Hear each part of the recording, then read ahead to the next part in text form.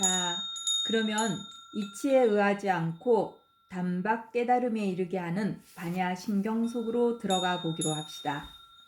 반야심경의 제목은 마하반야 바라밀다 심경이니 해설하면 큰 반야지혜로 피안에 이르는 가장 핵심이 되는 말씀이라고 할 수 있습니다. 좀 더 구체적으로 살펴보면 마하는 반야의 특성이요, 반야는 본성의 작용 혹은 본성 자체를 의미한다고 하였으며 반야지혜 혹은 지혜광명이라고도 하였습니다. 일반적으로 반야지혜가 무엇이며 어디 있는가 의심하지만 이와 같이 우리의 본래 마음, 곧 본성의 다른 표현이 반야지혜인 것입니다. 그러므로 반야바라밀 곧 반야의 완성 혹은 반야지혜로 피안에 이른다고 할 경우 우리의 본성에 갖추어져 있는 반야지혜를 활용하여 즉 반야행으로 피안에 이른다는 뜻이 됩니다. 이와 같이 본성의 반야지혜는 우리가 언제나 활용하고 있으므로 본성을 활용하여 피안에 이르기는 아주 쉬운 일이어야 마땅할 것입니다. 이런 관점에서 보면 우리는 반야심경을 너무 어렵게 생각하고 있는 것은 아닐까요? 특히 반야지혜인 본성 혹은 진리는 정해진 것이 없기 때문에 아무리 적은 것보다 더 적을 수도 있고 아무리 큰 것보다 더 클 수도 있어서 그 크기를 가늠할 수 없기 때문에 바로 마하라고 한 것입니다. 그러므로 놀라지 마십시오. 본성, 곧 나의 본래 마음이 내 몸 속에 있는 것이 아니라 우주 그 자체조차도 품을 수 있는 큰 것이기도 합니다. 그러므로 이 우주가 나의 본성이며 참나요. 이 우주 속에 있는 모든 것이 나 자신이라고 생각하는 것이 훨씬 더 진실에 가까운 것입니다. 이와 같이 본성 속에는 이 우주도 존재하므로 나를 포함한 이 세상 모든 것이 본성 곧 나의 본래 마음속의 풍경인 것입니다. 그러면 반야심경의 본문에 들어가 보기로 합시다. 관자재 보살이 깊은 반야 바라밀다를 행할 때 온이 공한 것을 비추어 보고 온갖 고통에서 건너느니라. 이 첫 문단이 반야심경의 핵심이라고 잘 알려져 있습니다. 6조 단경에 의하면 반야바라밀이란 일체의 경계를 훤히 알지만 반야행으로 마음이 어떤 경계에 머무르거나 경계 따라 오고 가는 것이 없어 일체의 분별과 집착하는 생각이 사라진 지혜의 완성 단계를 말합니다. 다시 말하면 반야바라밀이란 반야행이 체질화된 경지를 의미하고 있습니다. 그러므로 삼세 부처님도 모두 반야바라밀로 이 몸과 마음의 번뇌를 없앤다고 하였습니다. 그러므로 본문의 내용은 다음과 같이 해설할 수 있습니다. 관자재 보살이 반야바라밀 곧 마음이 어떤 경계에도 머무르거나 오고 가는 것이 없어 일체의 분별과 집착하는 생각이 없는 지혜의 완성 단계에 이르기 위해 일심으로 수행을 행할 그때 온이 공한 것을 비추어 보고 온갖 고통에서 건너느니라. 첫 부분의 관자재 보살은 관세음 보살과 다르지 않으며 관자재 보살에서 관은 반야지혜로 대상을 있는 그대로 주시한다라는 의미로서 조견이나 반야행과 다르지 않습니다. 그리고 자재라고 하는 것은 내 생각을 씌워 나와 만유가 하나 된 경지를 말합니다. 그러므로 관자재 보살이란 일체의 생각에서 벗어나 나를 포함한 만유와 하나 된 보살을 의미한다고 볼 수 있습니다. 본문의 뒷부분은 조견 오온 개공 도 일체 고액으로 이 구절의 핵심은 조견이며 반야심경의 핵심도 조견이라고 할 수 있습니다. 왜냐하면 이 조견이 수행의 핵심이기 때문입니다. 그러므로 이 조견의 뜻을 확실히 모르면 참다운 수행을 할 수 없게 됩니다. 그러면 조견의 참된 뜻은 무엇일까요? 조견은 비추어 보다는 의미인데 이것은 마치 거울처럼 분별, 집착하는 생각 없이 대상을 있는 그대로 비추어 보는 것을 의미합니다. 한편 반야지혜인 본성은 생각 이전에 대상을 알아차리는 것 혹은 분별 시비하지 않고 대상을 알아차리는 것이지요. 그러므로 조견이 바로 본성인 반야지혜와 다르지 않으므로 조견이 우리 본성에 있는 반야지혜를 내어 쓰는 것이요. 이것이 반야행과 다르지 않다는 것을 알 수 있습니다. 육조단경에서는 이 부분을 다음과 같이 설하고 있습니다. 선지식들이여, 모든 반야지혜는 자신의 본성에서 생기므로 반야행은 본성을 스스로 쓰는 것이다. 그러면 조견, 곧 분별 집착하는 생각이 없이 대상을 알아차리면 어떤 결과를 초래하게 될까요? 아주 중요합니다. 대상에 대한 분별, 집착이 없으므로 본성과 대상이 하나로 됩니다. 더욱이 본성이 공과 같으므로 나를 포함한 일체 대상이 공으로 됩니다. 즉, 그것이 바로 온 개공이 됩니다. 조견 혹은 반야행의 수행은 이토록 쉬운 것입니다. 이 조견은 일체의 이치를 도입하지 않고 대상을 보는 즉시 대상의 실상이 공임을 파악할 수 있는 수승한 법으로 관자재 보살은 조견으로 온 개공, 곧 이 세상 모든 것이 유무한 몸인 공 하나뿐임을 꿰뚫어 보고 일체의 괴로움에서 벗어난 것입니다. 여기서 일체법이 유무한 몸인 공 하나뿐임을 보았다라는 것은 이 세상에 유와 무로 존재하는 나를 포함한 일체법이 본래 존재한 적이 없는 허망하고 꿈 같은 것임을 꿰뚫어 보았다는 의미이기도 하지요. 만일 우리도 몸이 참나가 아니라 본래 마음, 곧 본성이 참나라고 믿고 내가 참나가 되었을 때 참나가 본성의 반야지혜로 대상을 보면 곧 반야행을 하면 모든 대상이 참나인 공으로, 즉 온 개공으로 나타나는 것입니다. 이와 같이 이 세상 모든 것은 진리인 본성 혹은 생각 이전에 알아차리는 나의 영이 바로 지금 여기서 나의 한 생각 따라 둔갑해서 꽃피운 찬란하고 아름답고 기쁨으로 가득 찬 세계요 두두물물이 진리요 부처 아님이 없으니 이 세상 그대로가 바로 불국토인 것입니다. 다시 말하면 조견 곧 반야행에 의해 이 세상에 유와 무로 존재하는 일체법이 본래 존재한 적이 없는 허망하고 꿈 같은 것임을 꿰뚫어 보고 일체의 고통과 두려움에서 벗어날 그때가 바로 피안 혹은 불국토에 이른 때라는 것입니다.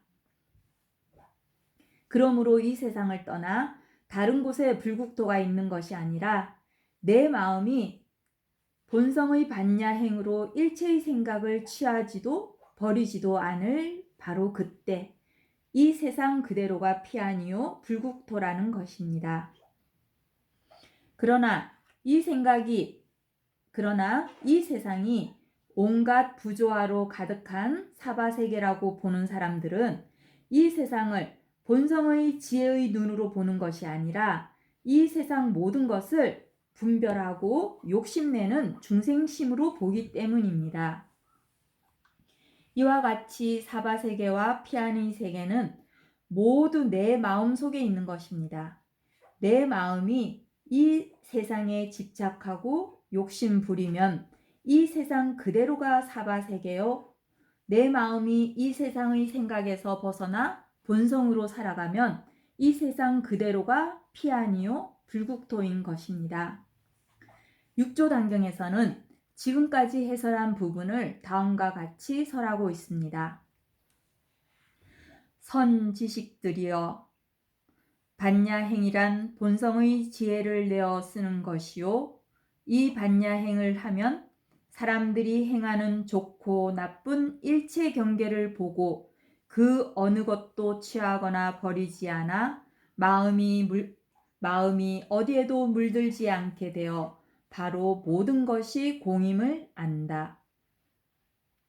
모든 것이 공 하나이며 공 하나가 모두로서 오고 감이 자유로워 어디에도 걸림이 없는 이것이 반야이다. 마하반야 바라밀은 가장 높고 가장 으뜸가는 법으로 어떤 경계에 머무르거나 오고 가는 것이 없다. 3세 모든 부처님도 이 가운데에서 나와 반야 지혜로 이 몸과 마음에 있는 번뇌와 망상을 없앤다. 이처럼 닦아 나간다면 반드시 부처님의 도를 이루어 삼독심이 개정해로 변하게 된다. 어리석은 사람들은 입으로 공을 말하지만 지혜로운 사람들은 마음으로 반야행을 행한다. 이 반야행을 마음으로 닦지 않으면 범부요. 생각마다 반야행을 하면 자신이 부처와 같이 된다 라고 하였습니다. 이 말씀에서 입으로만 공을 말한다는 것은 생각마다 마음으로 반야행을 닫지 않고 이념법으로 생각해 아공, 법공, 구공이라고 말로만 한다는 것입니다. 이상에서 알 수 있듯이 조견 곧 반야행이야말로 내 마음이 단박 진리인 본성에 개합할 수 있는 수승한 법임을 알 수 있습니다. 이 반야행이 일체 생각을 다만 바라보기만 하는 묵조선으로 발전하였으며 이 묵조선은 명상이라는 이름으로 잘 알려져 있습니다. 이 명상에서는 깨어있기, 주시하기, 비추기 등의 중요한 용어인데 모두 반야행의 다른 표현입니다. 법구경에서는 이 깨달음의 핵심 부분을 다음과 같이 노래하고 있습니다. 깨어있음이 참된 삶의 길이다. 어리석은 사람은 살아있어도 죽은 자와 같구나. 그러나 깨어있는 진이는 영혼을 산다네. 그는 주시한다. 그는 투명하다. 그는 얼마나 행복한가. 깨어있음이 참된 삶임을 알므로 그는 얼마나 행복한가. 깨달은 자의 길을 감으로 그는 불굴의 끈기로 명상한다. 자유와 행복을 성취하며 그렇게 깨어있고 비추고 주시하라. 매사에 주의 깊게 행동하라. 깨달음의 길을 가라. 그리하면 그대는 빛이 되리니. 그럼 다음 문단을 보기로 합시다. 사리자여, 색이 공과 다르지 않고 공이 색과 다르지 않으며 색이 곧 공이요 공이 곧 색이니 수상행식도 그러하니라. 앞에서 언급한 바와 같이 반야행으로 일체법 곧 색수상행식인 오온을 비추어 보면 색도 본성인 공이요 수상행식도 본성인 공이라는 것을 단박 알아차릴 수 있습니다. 또 이치적으로는 동전의 비유로 잘 알 수 있습니다. 즉 유무 한 몸인 동전을 한 생각 따라 바닥에 놓으면 유 혹은 무로 나타납니다. 그러나 나타난 유와 무는 유무 한 몸인 동전일 뿐입니다. 여기서 유무 한 몸인 동전은 진리인 공이요, 유는 색, 무는 수상행식으로 볼 수 있기 때문에 색도 수상행식도 본디 유무 한 몸인 공임을 알 수 있습니다. 그러므로 색이 본래 공이요, 공이 본래 색인 것입니다. 또 수상행식도 본래 공이요, 공이 바로 수상행식이 되는 것입니다.